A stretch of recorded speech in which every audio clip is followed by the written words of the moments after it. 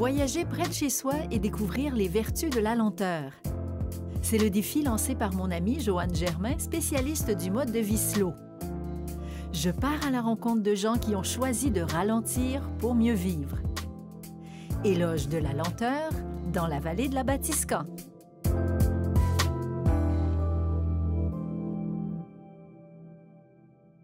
Chantal, je te donne rendez-vous à la gare de Saint-Tite. Via Rail amène quelqu'un de Montréal, mon ami, chef cuisinier en alimentation durable, Bobby Grégoire. Il va te raconter qu'est-ce qu'il fait avec le paysage de la vallée de la Batiscan.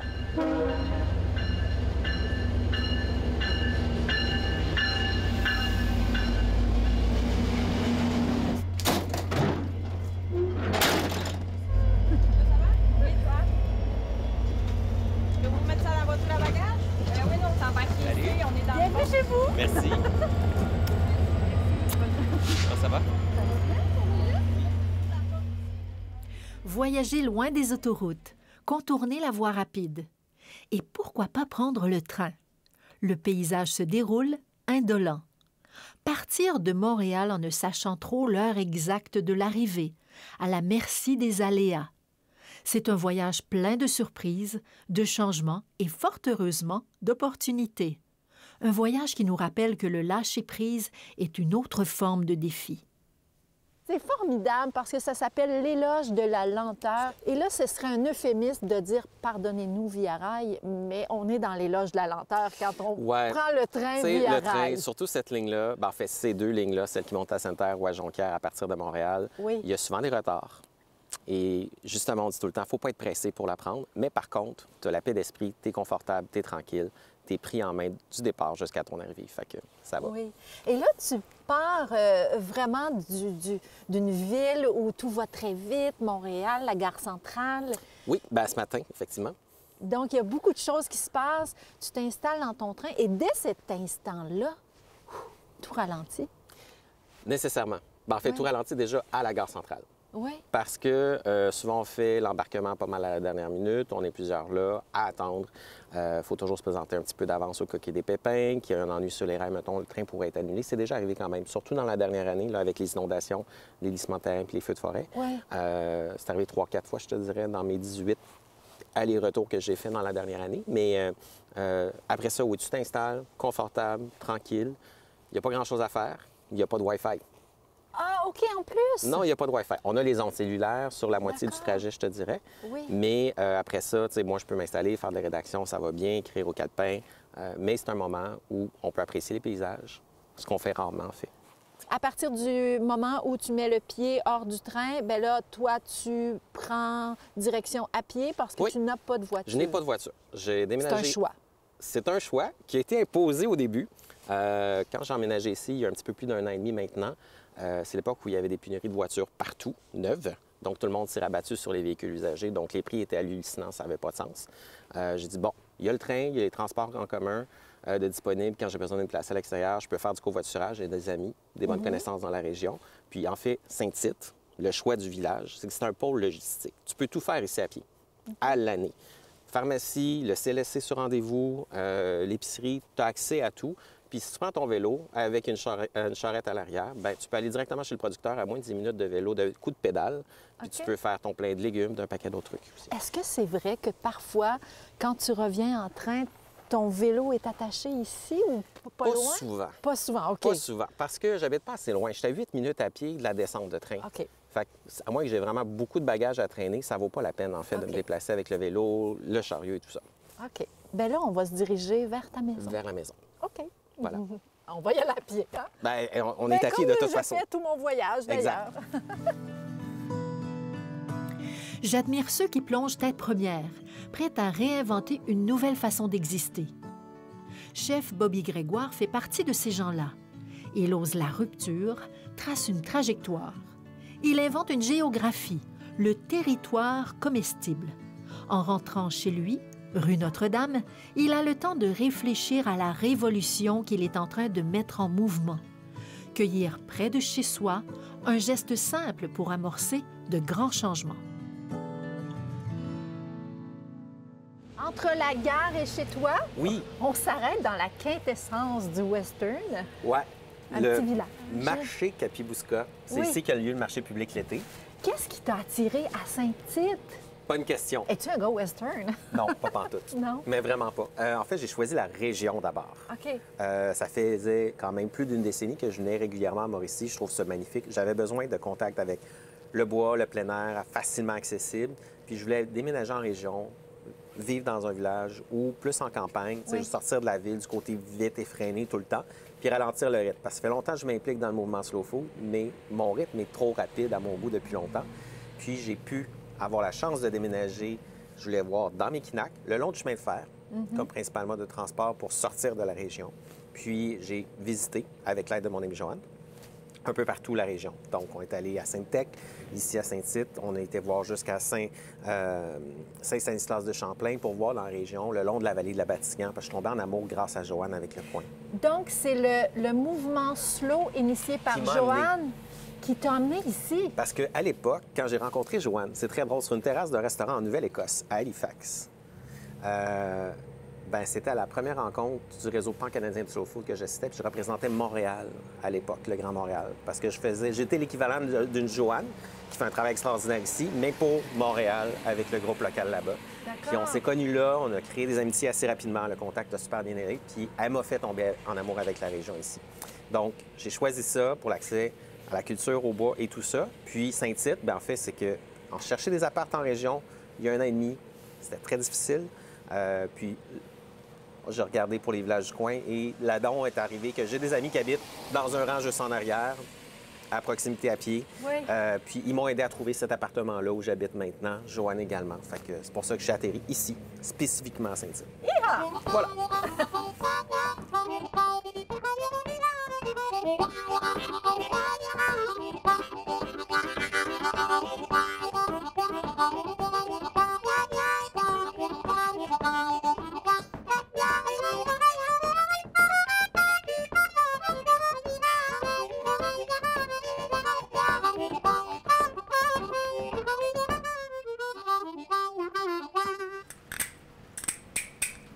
C'est avec plaisir que je vous présente aujourd'hui le collectif TRAD qui s'appelle Les Mauvaises Herbes. C'est composé de Julie Cossette du groupe des Petites Germaines, de Pascal Veillette et Tireux de Roche et de Yann Boissonneau, auteur, compositeur, interprète. Envoyez de l'avant nos gens. Hey, bonjour tout le monde, je m'appelle Yann Boissonneau et puis moi et mes camarades, on va vous interpréter une chanson qui s'appelle « Envoyer de l'avant nos gens ». C'est une petite compote composée à Saint-Anne-la-Pérade au Verger-Barry durant la pandémie qui parle d'autonomie et de liberté et de vivre ensemble. Alors, c'est parti.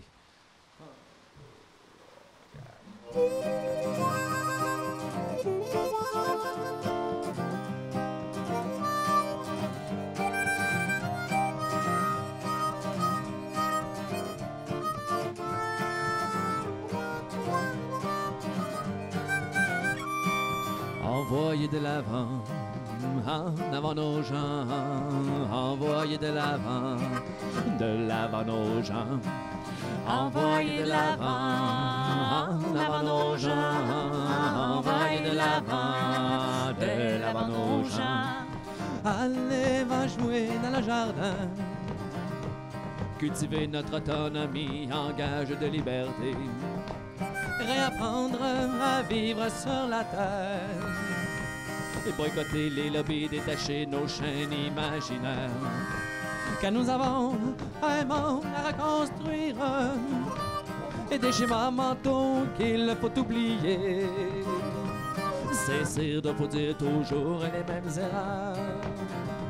Car nous avons bâti des murs, des labyrinthes d'embûches qui nous éloignent de notre essence, qui nous amènent toujours à se diviser. Envoyer de l'avant, en avant nos gens, envoyer de l'avant nos gens, envoyer de l'avant, en avant nos gens, envoyer de l'avant nos gens. Allez, va jouer dans le jardin, cultiver notre autonomie en gage de liberté, que nous pourrions tellement reconnecter, s'amuser entre amis à créer de l'abondance, à jardiner tout l'été, jouer de la nature, car la vie est beaucoup plus simple que ce qu'on essaye de nous faire croire, et que ce qu'ils essayent de nous faire croire. Envoyer de l'avant devant nos gens, envoyer de l'avant nos gens, envoyer de l'avant devant nos gens, envoyer de l'avant nos gens. Allez, va jouer dans le jardin, cultiver notre autonomie en gage de liberté. C'est à nous de retrouver notre chemin. C'est à nous être de lumière, de briller l'attrait, de trouver l'équilibre, trouver le sens dans l'accomplissement de ce qui nous anime, pour créer de l'amour et dissiper la peur, à cultiver de l'amour et dissiper la peur. Hey! Envoyer de l'avant devant nos gens, envoyer de l'avant devant nos gens, envoyer de l'avant devant nos gens, envoyer de l'avant devant nos gens.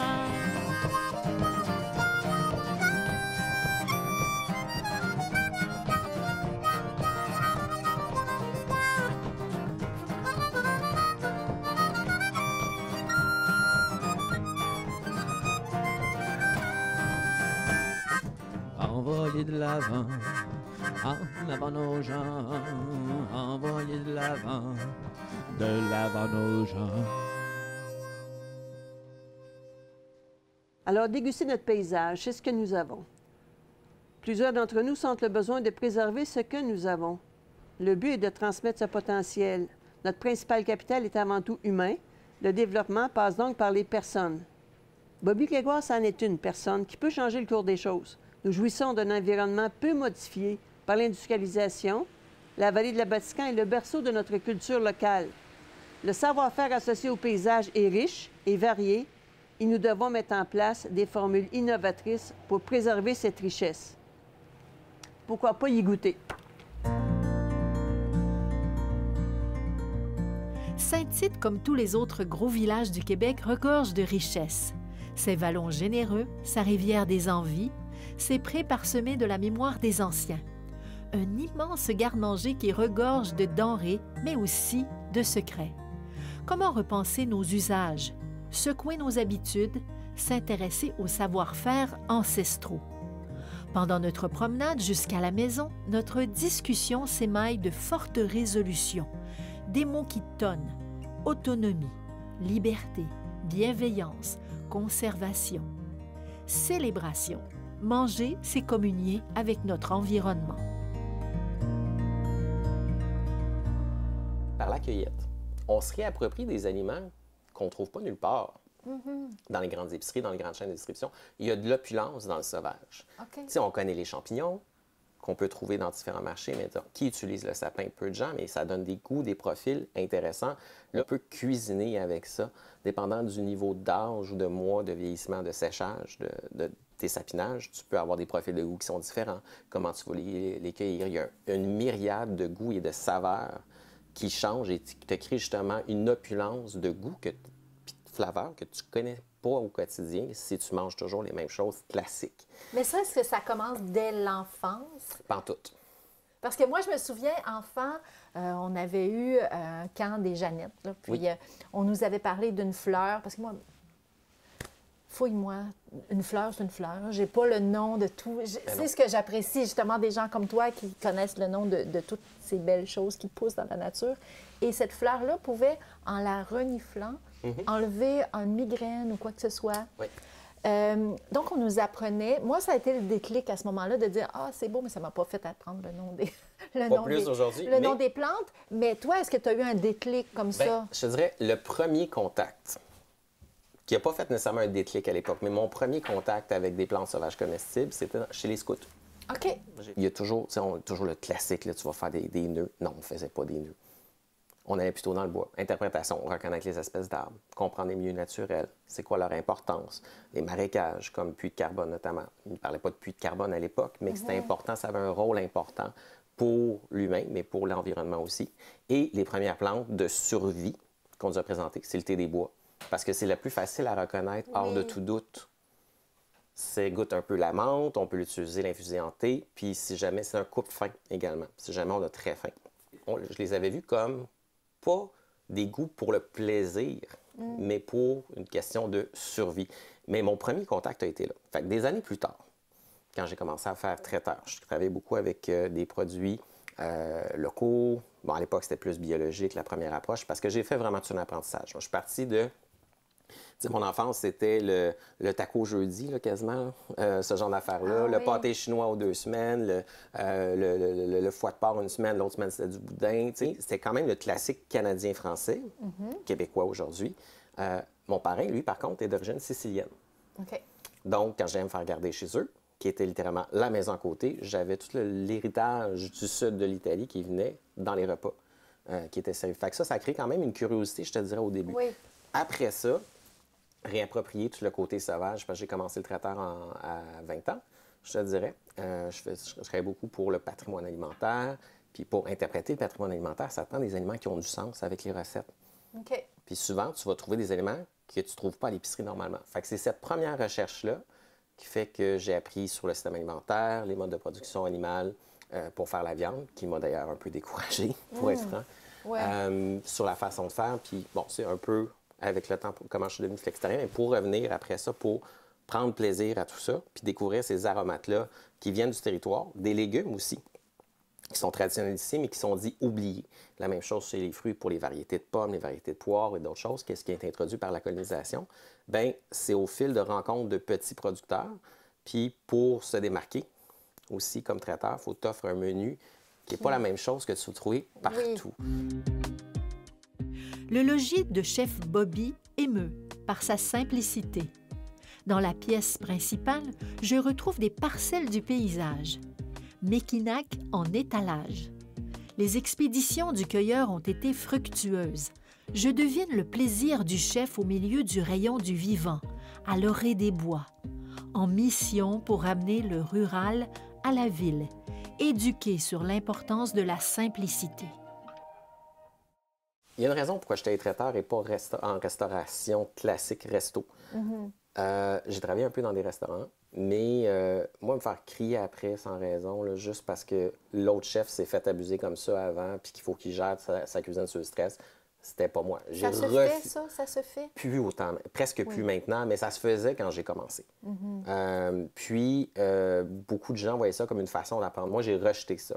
Puis, je suis rentré plus côté traiteur. Pourquoi? Parce que c'est beaucoup plus lent que la restauration, justement. Okay. Parce que entre les mandats, tu as plus de temps de recul, d'arrêt, ce qui fait que je me suis intéressé au patrimoine alimentaire aussi. Donc, c'est en intégrant tout ça, puis en prenant ce recul-là, puis comprendre nos aliments, d'où ils viennent, comment ils sont faits, puis c'est quoi la valeur, puis qu'est-ce qui explique qu'une tomate que je vais acheter au marché goûte meilleure que l'autre à côté. Oui. Qu'elle goûte pas le carton. Tu sais, moi, je te suis sur les réseaux sociaux parce que tu t'investis beaucoup là-dedans. Puis j'ai l'impression que tu n'es pas quelqu'un qui fait... Bon, tu n'es pas un influenceur comme un autre, là, si on va le dire. Et tu n'es pas là avec un plan d'affaires. Non. Tu es plutôt là avec un plan de vie. C'est un peu ça que je partage plus dernièrement. On est dans un concept, là, ici. Bien, concept. En fait, je partage ma vie, des réflexions, puis aussi des apprentissages que je fais au cours de la route. Tu sais, je ne prétends pas tout savoir, justement, des plantes sauvages, ni des variétés, de la richesse des variétés du patrimoine alimentaire du Québec et d'ailleurs. Mais je le découvre, puis je le partage en même temps. Puis pour moi, c'est plus une notion de le rendre accessible par la vulgarisation, mais aussi il y a un peu d'éducation qui entre à travers ça, autant pour moi que pour les autres. Parce que les petits trésors que je trouve, j'aime ça les partager. J'ai commencé à cuisiner parce que j'aimais manger, puis j'ai commencé le traiteur parce que j'aimais partager un bon repas en compagnie. Partir seul et revenir avec un panier débordant de sauvages pour partager le plaisir de ses découvertes avec sa communauté. Chef Bobby invente une manière de vivre seul ensemble, comme le dit la chanson. Sa révolution, il a fait un live à la fois sur toutes ses plateformes. Il décortique les saveurs, déguste les herbes mal aimées, se sustente du territoire en formulant souvent le mot « respect ».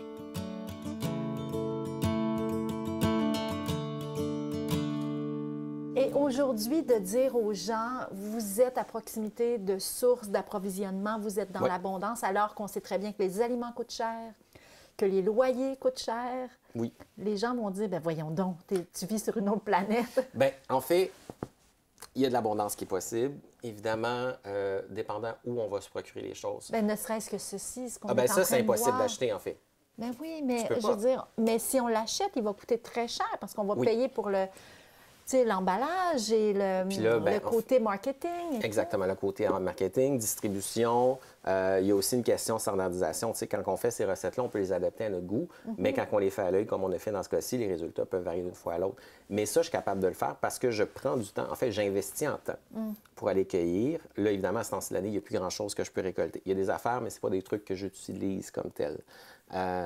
Mais tout au long de la saison, ça change. Puis c'est une micro-saison. Les saisons, c'est 2 semaines pour les plantes sauvages comestibles. Et je découvre le territoire comme ça. Ça fait 1 an et demi que je suis ici, puis je n'arrête pas de le découvrir, mais par les plantes que je vois par hasard en me promenant sur une balade à vélo, ou quand je vais à Sainte-Tech au Café des 5 Sœurs, je vais là en vélo l'été, par exemple, pour aller des fois juste aller à la plage municipale, aller prendre un café, relaxer, travailler à partir de là, parce que j'ai la chance de travailler de la maison. OK. Puis dans ce plan qui n'est pas un plan d'affaires, mais qui est un plan de vie, est-ce que tu as d'autres projections? Est-ce que la stratégie se poursuit? Non, mais en fait, il y a un plan en arrière de tout ça. Oui. Sauf que j'y vais à mon rythme. Puis c'est pas selon une stratégie qui est nécessairement classique en marketing, je te dirais. Mon but, c'est pas du marketing, c'est de la communication que je fais dans ce cas-là. OK. Mon but avec ça, c'est de documenter un peu tout ça. Il y a des projets de vidéos, en fait, il y a des cours en ligne qui ont existé. Ce genre de cours, de formation-là, des ateliers d'initiation, c'est des choses qui vont revenir. Sinon, des ouvrages à l'écrit sont en discussion, mais c'est pas confirmé. Je veux pas trop m'avancer là-dessus, mais c'est en complément des autres actions de communication que je fais. Je fais des chroniques à CIBL aussi, puis je m'inspire beaucoup de la région ici pour créer ces sujets-là, justement. Ouais, un petit côté révolutionnaire. Peut-être. Comme certains diraient, c'est Wendell Berry, je pense, qui disait ça aux États-Unis. Pour faire vraiment la révolution, il suffit juste de faire un jardin. Et si on mangeait autrement, en cohérence avec notre territoire? Les ingrédients ne sont pas sorciers. Il faut une bonne dose de curiosité, du temps pour se laisser imprégner par l'inspiration et un appétit pour la nouveauté. Laissez mijoter longtemps, très longtemps. Vous découvrirez des arômes délicats et des couleurs flamboyantes. Dans le creux de votre assiette, il y a un pays. C'est ce qu'on appelle le terroir. Dans le train entre Montréal et Saint-Tite, chef Bobby Grégoire rêve d'un monde meilleur et durable. Un monde où enfin, ce que nous mangeons définit notre désir de respecter l'environnement. Et au final, se raccommoder avec la nature de nos ancêtres.